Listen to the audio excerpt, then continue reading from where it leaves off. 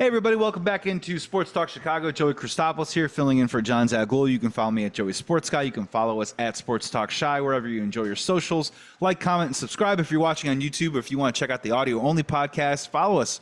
Keyword, Sports Talk Chicago, Google, Apple, Spotify, does not matter. Want to get a little something to you, a little baseball to you as you head into your weekend. Now, granted, I'm taping this on a Wednesday at about 4:15. Chicago Cubs have just lost. Lost 2 or 3 to the Milwaukee Brewers. They just lost 3-2 again in the ninth inning. What is there to say, guys? I mean, they scored 5 runs in 3 games. Not great. I've been saying it for a while. I know we started off the season railing against the bullpen, but it's this offense team, and they are now 49-55. Who knows what number they're going to be at by the time you listen to this, maybe on a Thursday or a Friday heading into your weekend. But look, trade deadline is right around the corner, and you know, the Chicago Cubs, they're in a weird spot, man. I'm not exactly sure what they're going to do. I've been here on the show saying that I think the one thing that they probably need to do is I think they probably need to move on from Jameson Taillon. Jameson Taillon has 2 years left on his deal. The first year of his deal, he spent completely injured, and this year he's been incredible, actually. He's been super solid. I think he's only had 1 start where he's allowed more than 3 runs. Is that sustainable for Jameson Taillon? I don't think so. So good for him, having a great season. I think you need to cash that in now. And there's a couple reasons. One, if you look at the offseason, heading up with MLB, the free agent pitchers, you know, there's Walker Buehler, there's Jack Flaherty, there's Corbin Burns. There's a lot of guys in their late 20s that look, I think you just go right back to the well and give that same contract you gave Jameson Taillon 2 years ago. You give it to someone else that's a little bit younger. I would hope someone that profiles a little bit more above the 94 miles an hour range, which is where Taillon probably sits. You got to get more velocity into this rotation. I certainly hope that we will see more from Ben Brown before the season's over. He's a guy with some high velocity. And we'll see whether they bring up Cade Horton at the end of this in September or whether they wait till next season. These are pieces that can help turn over a rotation that at this point right now, I think the only foundational pillars are Justin Steele and Shota Imanaga moving into next season. Other than that, I'm not really sure what you can do, what you can sell off. I mean, God, if you can get out of the Hector Neris deal, I think that would be fantastic. Mark Leiter maybe can get you a flyer on some guys. Offensively, though, I think you're between a rock and a hard place. I haven't really gotten any updates to this point. Hopefully they've happened since I've taped this episode about Cody Bellinger coming back. Could he be a guy that could interest a team? But the problem with that a little bit is that I think you're probably selling it at 70 cents on the dollar. And you're moving off the money. Great news for the Chicago Cubs front office, but bad news for Chicago Cubs fans, because then the question then remains, do the Chicago Cubs have what it takes to actually spend real money on elite players? And I think it's going to come down to a conundrum of the Brizzo situation that, look, the Chicago Cubs have never solved. Now, me and John, we've done this a bunch. I was against trading the Cubby core at the time. It looks like at this point it was an amazing move by Jed Hoyer. So I'm willing to stand corrected on that one aspect, that Chris Bryant's career has gone in the tubes. Anthony Rizzo has been solid. He would have been solid throughout the duration of his contract, but whatever. Javi Baez obviously was a great move, moving off of him. My contention at the time, and it still stands about why I am still a little upset about it, is that when they did it, it felt more knee-jerk, and that they didn't have a plan in place to replace Chris Bryant and Anthony Rizzo. And I got news for you, Cubs fans. They still don't know. They still have no idea. We've gone through the Frank Schwindels, right? They have no clue. They were hoping that it was going to be Christopher Morel. And he's a young player. He's 25. I just have my doubts. I'm just trying to find the glimmers of hope of why we think Christopher Morel is going to be an everyday third baseman for you for the next 4, 5, 6 years. It's great. His K rate's down. His walk rate's up. Ground ball rate way up. He's got 18 home runs, but honestly, a lot of those came early on in the year. Barely hitting 200. And he's not a good third baseman. I don't know what to tell you guys. He's just not a good third baseman. It's a bit of a square peg in a circle, right? It just doesn't fit. They're trying to give him reps. They're doing the best they can. It just hasn't really worked out. And then the other problem is, let's go over to first base. Now, keep in mind, this winter, Pete Alonso, Christian Walker, Vladimir Guerrero, trade opportunity. Still, it will be on the table. It will. And then if you really wanted to go to the end of the trough, a guy like Paul Goldschmidt, who honestly will be 38 years old. We'll see how he finishes up the season, but that's another Band-Aid. I digress. Those are going to be options for you in the winter. All of those guys, to a man, elite power, 30-plus home runs, guys that can drive you in 100 runs. And here's my thing with Michael Busch, 26 years old, having a solid season. I think he is a decent player. I think that he's worked hard. I think for a rookie to start the way that he had, with the way that he did with the home runs, to go through a valley and then to rebound, and now he's hitting 260, 270, solid OPS. I think that is incredibly commendable, and that gives me a lot of hope that he can be a stable, solid baseball player for you in the near future. I don't think he's a first baseman. I don't think he's the guy that's going to hit you 30 to 35 home runs. And if you're looking at this team right now, where are you prioritizing slug? It ain't at third base. It ain't at first base. Your corners right now are Ian Happ and Seiya Suzuki, who are solid players. They're going to hit you 20 to 25 home runs, drive in about 70, 80 RBIs. Maybe one of those guys would belong in a 3, 4, 5 middle of the order lineup. But outside of that, then where is your power coming from? We got it a little bit last year from Cody Bellinger. We were hoping he would be the guy this year. Look, he's had some weird injuries, rib fracture, broken finger. Can't really control it, but when he has been healthy, he's only got 9 home runs. This needs to change, especially if you want to play the game that you still believe in Pete Crow Armstrong, that you think Miguel Amaya still needs some more time. If you think Matt Shaw should be up on the Major League roster within a year, if you think Nico Horner is a fringe all-star, at some point you can say all these things, and all these things can be true, but at some point you have to start prioritizing where is the power coming from, and it has to come from either third base or first base. And when you look at the options heading into this offseason, there's a lot of first base options that kind of fix what ails you, Chicago Cubs. Pete Alonso is probably the move that I would do if you can't get Vladimir Guerrero. Walker's a little bit older. Goldschmidt's way older, but something needs to be done here. So, I'm not trying to get rid of Michael Busch. I'm trying to keep good players around. And my contention is, does Michael Busch's bat profile, a little bit better at, say, second base than it does first base? I know you can't move guys around. Okay, look, listen to me. Michael Busch has played 119 games in the minor leagues at second base. So don't tell me that he hasn't, at the very least, had some exposure to it. Don't tell me that he's so good defensively at first base that we can't possibly move him off of it.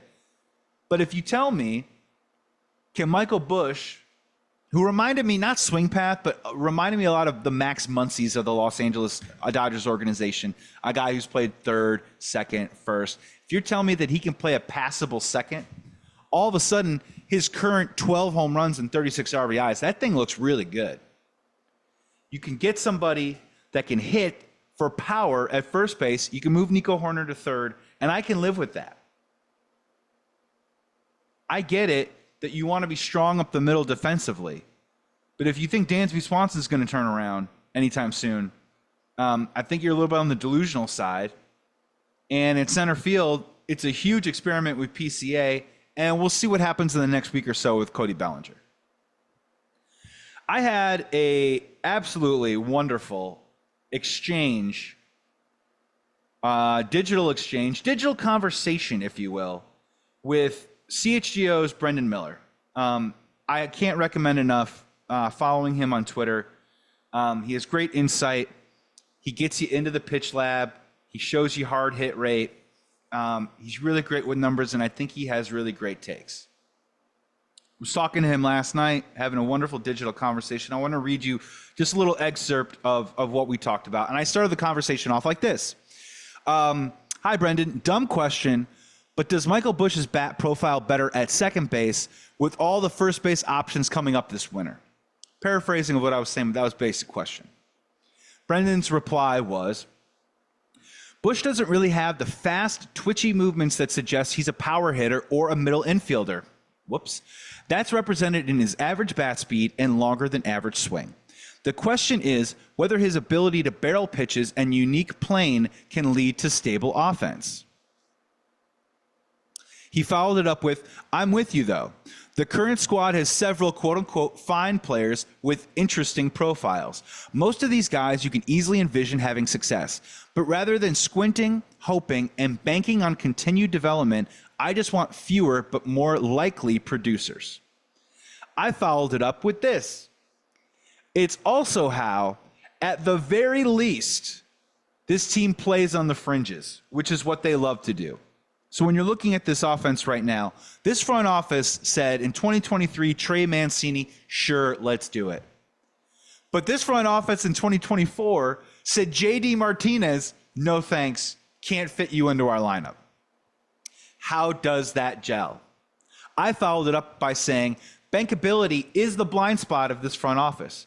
Contractually, plus an evaluation while we quote unquote wait on the kids in this current iteration. Dansby Swanson was the consolation, not a conquest. And honestly, that's what I think, that's Jed Hoyer's blind spot, is bankability. Go through all of his moves. And go through the ones that even worked out, like Shota Imanaga, Seiya Suzuki. I think Seiya's worked out. He's been injured. Has he hit the heights that we all thought? No, not necessarily, but he's a solid baseball player. He's currently hitting number 3 in our lineup. Both of those guys were signed under the guise of projection. They were not under bankability. Cody Bellinger, projection. Can he bounce back? Not bankability. Dansby Swanson, again, I'll repeat it. He was a consolation, not a conquest, right? Trey Turner was the bankable move there. And you could have had him at almost the same AAV rate, average annual value rate, as Dansby, but he wanted more years. The Cubs, God forbid, they don't do it. He's currently hitting 342 right now for the Philadelphia Phillies, whatever. It's the bankability that has really short-circuited this Chicago Cubs team because we have too many guys that we're hoping project out to a certain kind of success that while they have been moderately successful, cough, cough, Michael Busch, they haven't been the type of success that we probably needed from certain positions. Brendan followed up with, it certainly hasn't worked. It's very frustrating. The operations deserves intense questioning. The interesting thing is whether many of those $15 to $25 million guys can be turned over fast, and if so, then the overall franchise is going to be pretty healthy, but still, they're in a very weird spot. I agree with them. And then I followed it up with this, and I really think this kind of encapsulates the whole conversation that we have with Jed Hoyer and how he treats us fans and how he treats the Chicago Cubs franchise. I said to him, it sort of feels like going to dinner with somebody who wants to order for the table. They then proceed to pick the fish special, which sucks. They order the sampler. They order only appetizers because they want to promote a family-style dining experience, but they totally skip over the filet mignon, the cheeseburger, the loaded mac and cheese. But he says, you know what? We'll get it next time. Wait till next year. When we come back, we'll get the loaded mac and cheese. I know what you guys are probably wondering. Who are my comps for all this? The fish special is definitely Dansby. The sampler, probably Shota and Seiya. And then appetizers only is all the fringe stuff, the Miles Mastroboni of the world. The filet mignon is clearly Shohei. Not to say that we ever had a shot at it, but look, put it on the credit card. I don't know. maybe you should have stayed in it a little bit longer. No, made your case. The cheeseburger and the loaded mac and cheese. I don't know, cheeseburger, loaded mac and cheese, that could have been Trey Turner. It could have been a lot of different players. But this is what Jed Hoyer does, is he goes, look, I bought you a meal. He just didn't buy the best stuff on the menu. And then he promises you that next time we'll get the steak. When we come back next time, we'll get the cheeseburger. But for now, I hope you guys all like your jalapeno poppers, which is great. Does it really fill you up? Is it a satisfying meal? Is it a traditional dinner? As in, is it a traditional winning formula? Me thinks no. And that I'm with Brendan. Appreciate him for the conversation and the insight. Chicago Cubs are in a weird spot, and I don't think they can just fully sell off right now. And they certainly aren't going to be buyers because they really needed to almost win out this week. Even if they can win out and sweep the Royals head into the weekend, they're still going to be under 500, which is crazy because all you need to be is 500 to get into this weird NL wildcard race in a mediocre National League. And I would even posit that you could trade Jameson Taillon and you could actually still make a run at this thing. I mean, I think you can kind of play for today and for tomorrow with a Jameson Taillon. Anybody else, you're probably, Hector Neris, he ain't helping. I promise you. You can get him off the team. We can bring somebody else in and try and figure it out. Maybe give some of these kids a little bit more of a run. See if Wicks and Brown can get healthy and go from there. Moving over to the Chicago White Sox with the trade deadline. Look, I got my hands up in the air, right? Looks like Garret Crochet's out the door. I've been saying that they shouldn't do it. Looks like they're going to do it. They've been holding him to 70 pitches per start. So obviously they're trying to tamp him down to keep him fresh for any team that would want him out there. And look, I'm not going to yell at the cloud anymore. I'm not going to pee into the wind on this one. They're going to trade him. Great. Okay. So here's the one thing I want White Sox fans to keep an eye out for is if it's going to be Garret Crochet or if you're even going to trade Luis Robert, I do not want to hear that they got 6 guys for him. I don't want to hear they got the number 8, the number 9, the number 12, the 15, 17, and 19 prospect from some team. I don't want the quantity. If you're looking for these 2 guys specifically, these are the quality guys that you trade. Eric Fetty, give me a couple of guys. I don't care. And even if they're not even in the top 20, top 30 prospects, give me a guy that you like. I can live with it. Give me the quantity in that front. Michael Kopech, same thing. But Garret Crochet, they're talking about the Baltimore Orioles right now. And I'm telling you right now, this has got to be Jackson Holliday. It's got to be a frontline guy. For Luis Robert or for Garret Crochet or in that weird fantasy scenario where the Los Angeles Dodgers are going to trade for both of them, I need multiple top 4 prospects. I might even ask for your top prospect. There used to be a time when teams used to do that. And Baltimore, man, they got a great shot at it this year. There's already rumors out there that they're not going to re-sign Corbin Burns. They have to think about the future while also realizing they have Corbin Burns on their team right now. And they could possibly go to a World Series. And you got guys like Gunnar Henderson. You got all sorts of dudes around in that infield right now. They brought up Jackson Holliday. Little too early, little wet behind the ears, little green. They sent him back down. I still believe in his talent. And I think he's the exact kind of player that the Chicago White Sox need. So if you're going to do a Garret Crochet, if you're going to do a Luis Robert, whether it's Luis Robert to the Phillies, Garret Crochet to the Yankees, Spencer Jones, these are their top guys. You have to give me one of your untouchables for Garret Crochet. The dude has 2 years of arbitration eligible years left. He's going to be cheap. He's young. He's left-handed. And he's striking out people like nobody's business. If you want an opportunity to bring him into the fold for your franchise and win not just this year but in years moving forward with one of the best cost-controlled left-handers out there, it needs to hurt, and it can't hurt in quantity. If they get 6 guys for Garret Crochet and it's the 8 and the 9 and all these other dudes, I don't know what to tell you, White Sox fans. I really don't. if you're telling me that you trade Garret Crochet for Jackson Holiday or a top prospect from one of these franchises, I will probably for the first time all season long give a small round of applause to Chris Getz for making that type of deal, because they need high-end talent. It's not about throwing darts at the wall anymore. They have plenty of opportunities to do that. They have plenty of players to trade to do that. But when we're talking about Garret Crochet, Luis Robert, you can't do it. It has to be elite talent, guys that can be up on this team in the next 1 or 2 years, and guys that honestly you can put on a banner outside Guaranteed Rate that is actually going to convince White Sox fans to actually go to the games and root for the team. That's going to do it for me. That was the MLB Trade Deadline preview. Heading into your weekend right here on Sports Talk Chicago, I'm Joey Christopoulos. Follow me at Joey Sports Guy. You can also follow us at Sports Talk Shy, Instagram, Twitter, Facebook.